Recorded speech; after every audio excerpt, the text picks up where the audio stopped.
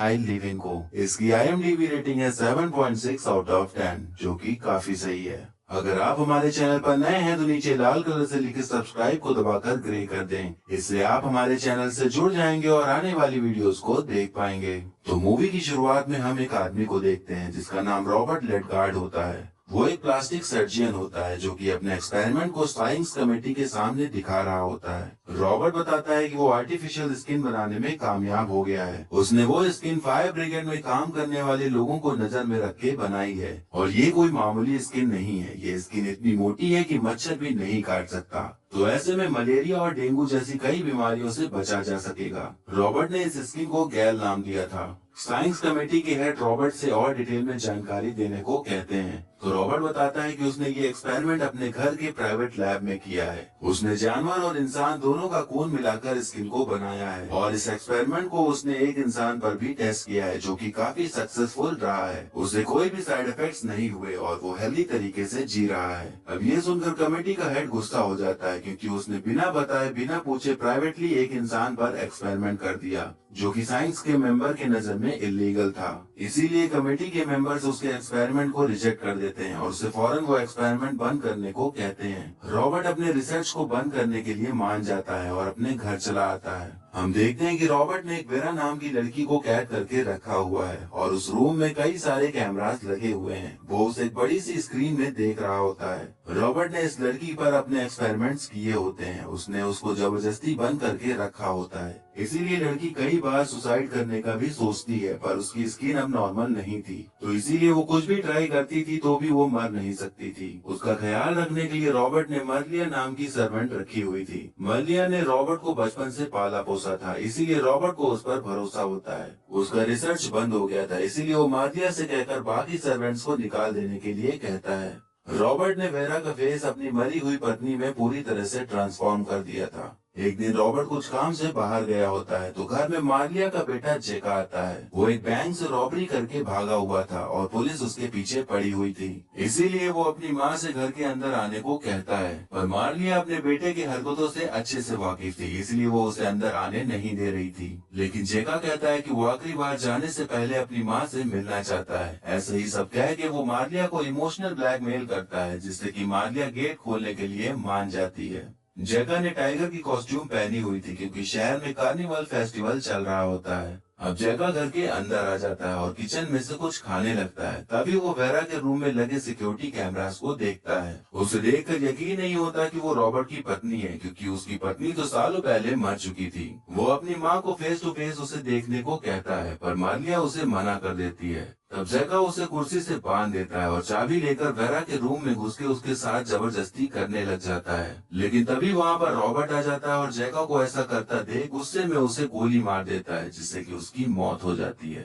Robert अब जेका की बॉडी ठिकाने लगाने के लिए चला जाता है। तब मर्लिया वेरा को कुछ पास्ट की चीजें बताने लगती है। वो बताती है कि रॉबर्ट और जेका दोनों उसके ही बेटे हैं, पर वो दोनों सौतेले भाई हैं और ये बात उनको नहीं पता है। वो बताती है कि रॉबर्ट के पिता से मेरा अफेयर चल रहा था, बट रॉबर्ट के हो जाने के बाद उन्होंने मुझे एक्सेप्ट नहीं किया और रॉबर्ट को अपने पास रख लिया। लेकिन मुझे एज ए रॉबर्ट की केयर टेकर काम पर रख लिया। तभी जेका अकेला पड़ गया और 7-8 साल की उम्र से ही वो गलत काम करना शुरू कर दिया था। वहीं रॉबर्ट बड़ा होकर एक मेडिकल स्कूल चला जाता है और उसके बाद एक लड़की से शादी कर लेता है जिसका नाम गैल था। जेका अपने माँ से मिलने के लिए रॉबर्ट के घर आया करता था और वहीं पर उसकी गैल से मुलाकात होती है और उन दोनों में अफेयर शुरू हो जाता है। एक दिन वो दोनों कार से भाग जाते हैं, पर उसी कार का एक भयानक एक्सीडेंट हो जाता है। जेका गैल को मरा समझ के वहाँ से निकल जाता है, लेकिन गैल उसी कार में जिंदा होती है, बट उसकी बॉडी पूरी तरह से जल जाती है। रॉबर्ट मौके पर पहुंचकर गैल को बचा लेता है, लेकिन उसकी बॉडी पूरी तरह से जल जाने की वजह से खराब हो गई थी।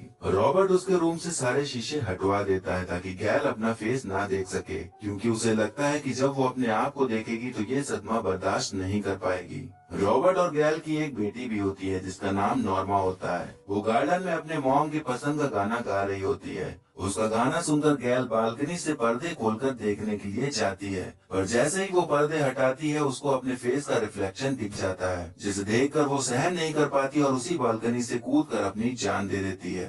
वो अपने बेटी के ठीक सामने गिरती है। नॉर्मा को ये पता ही नहीं था कि वो ही उसकी माँ है, क्योंकि रॉबर्ट ने कभी उस एक्सीडेंट हो जाने के बाद बताया ही नहीं था। अब ये हादसा होने के बाद नॉर्मा की दिमागी हालत बिगड़ जाती है। मार्लिया वेरा को ये सब बता ही रही होती है, तभी रॉबर्ट घर वापस आ जाता है। रॉबर्ट की सच्चाई जानने के बाद वेरा काफी ज्यादा इमोशनल हो गई थी। उस रात वेरा और रॉबर्ट दोनों एक दूसरे के साथ इंटीमेट होते हैं। जब दोनों लोग सो रहे होते हैं तब हमें उनके सपने के जरिए उन दोनों के पास की कहानी दिखाई जाती है। पहले हमें रॉबर्ट का पास दिखाया जाता है कि गैल के गुजर जाने के बाद रॉबर्ट ने अपने आप को कमरे में बंद कर लिया होता है। वो काफी ज्यादा डिप्रेशन में चला गया था, क्योंकि पहले तो उसकी बीवी मर गई थी और फिर उसकी बेटी नॉर्मा भी मेंटली वीक हो गई थी, बट उसको उसका ख्याल भी रखना था। नॉर्मा बड़ी हो गई थी तो रॉबर्ट उसे बाहर की दुनिया से घुलने मिलने के लिए अपने फ्रेंड की शादी में लेकर जाता है। वहाँ वो विंसेंट नाम के लड़के से मिलती है। थोड़ी देर बातें होने के बाद विंसेंट नॉर्मा को गार्डन लेकर जाता है और वहाँ पर उसके साथ जबरदस्ती करने लग जाता है। नॉर्मा के चीखने पर वो वहाँ से भाग जाता है। तभी रॉबर्ट नॉर्मा को ढूंढते हुए गार्डन में आ जाता है और एक लड़के को बाइक पर भागते हुए देखता है। उसे थोड़ी ही दूर पर नॉर्मा बेहोश मिलती है। जब नॉर्मा को होश आता है तो रॉबर्ट को अपने सामने देख सोचती है कि उसी ने उसका रेप किया है।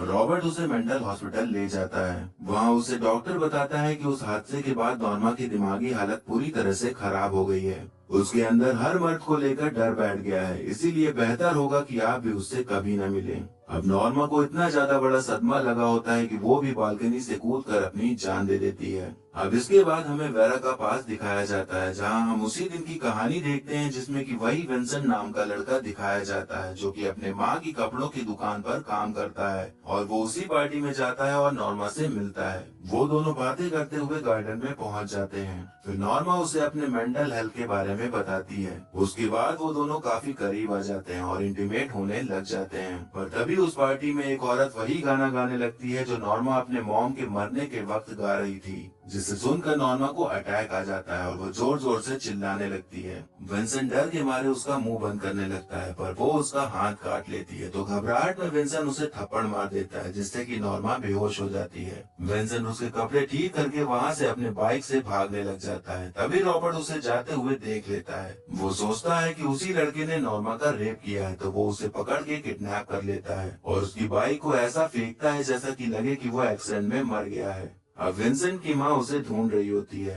पुलिस भी उसका केस ये कहकर क्लोज कर देती है कि वो ड्रग्स के नशे में था, इसीलिए उसकी बाइक खाई से गिर गई, जिसकी वजह से उसकी मौत हो गई। बट उसकी माँ को ये यकीन नहीं होता। वो उसके मिसिंग की खबर हर रोज न्यूज़पेपर में छपवाती रहती थी। तब यहाँ पर एक राज खुलता है। हम देखते हैं कि रॉबर्ट विंसेंट से बिना पूछे अपने कलीग डॉक्टर्स को कन्विंस करने के बाद उसका ऑपरेशन करके जेंडर चेंज कर देता है। वो उन डॉक्टर्स को बताता है कि ये उसकी मर्जी से हो रहा है, बट ऐसा होता नहीं।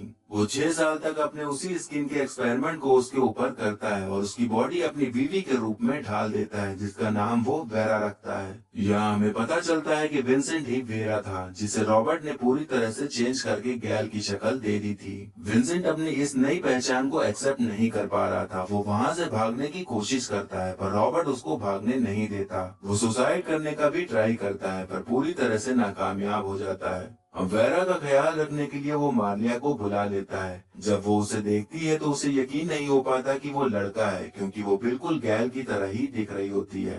रॉबर्ट उसे एक बड़ी सी स्क्रीन में देखता रहता था। वो उसे पसंद करने लगा था, क्योंकि उसका चेहरा उसे अपनी पत्नी की याद दिलाता था, पर उसके सामने वो कुछ भी रिएक्ट नहीं करता था।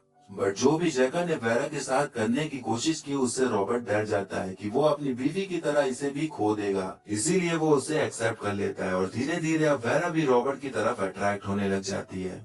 वेरा और रॉबर्ट दोनों साथ में खुलकर रहने लगते हैं और वो दोनों एक रिलेशनशिप में आ जाते हैं। पर मार्लिया को रॉबर्ट का ये रिलेशनशिप पसंद नहीं आता, क्योंकि उसे वेरा पर बिल्कुल भी भरोसा नहीं होता। एक दिन रॉबर्ट का फ्रेंड फेल्जेंसियो उससे मिलने आता है। वो उन्हीं डॉक्टर में से एक होता है जिसने विंसेंट का जेंडर चेंज ऑपरेशन में साथ दिया था। विंसेंट की माँ न्यूज़पेपर में अपने बेटे की मिसिंग फोटो छपवाती रहती थी, जो कि फेल्जेंसियो को उसे देखकर याद आ जाता है कि ये वही लड़का है जिसका रॉबर्ट ने जेंडर चेंज करवाया था। वो रॉबर्ट पर इल्जाम लगाता है कि उसने उस लड़के से बिना पूछे उसका जेंडर चेंज किया और उसे वेरा बनाकर घर में रखा हुआ है।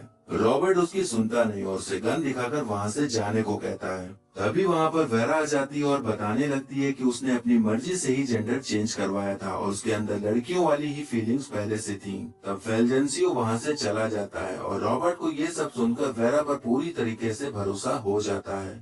वो दोनों फिर से रात में इंटीमेट होते हैं। वेरा उठकर रॉबर्ट के ऑफिस जाती है और वहाँ पर कुछ ढूंढने लगती है, जहाँ पर उसे वही न्यूज़पेपर मिलता है जिसमें कि उसकी फोटो छपी होती है। उसे वो देखकर दुखी हो जाती है कि वो क्या था और क्या बन गई है। उसे बहुत ज्यादा गुस्सा आता है। वो वहाँ से गन लेती है और रॉबर्ट को शूट कर देती है, जिससे कि वो मर जाता है। गन की आवाज सुनकर मार्लिया रूम में आती है तो विंसेंट उसे भी शूट करके मार डालता है और वहाँ से भागकर सीधे अपनी मॉम की कपड़ों की दुकान पर जाता है। वो वहाँ पर क्रिस्टीना से मिलता है, जो कि उसी शॉप पर काम करती थी और विंसेंट का पहला प्यार वही था। तभी वहाँ पर उसकी माँ आ जाती है और विंसेंट अपनी पूरी कहानी बताता है कि कैसे उसको किडनैप कर लिया गया और फिर जेंडर चेंज किया गया और वो दो लोगों को मारकर यहाँ पर आया है। और इसके बाद मूवी यहीं पर खत्म हो जाती है।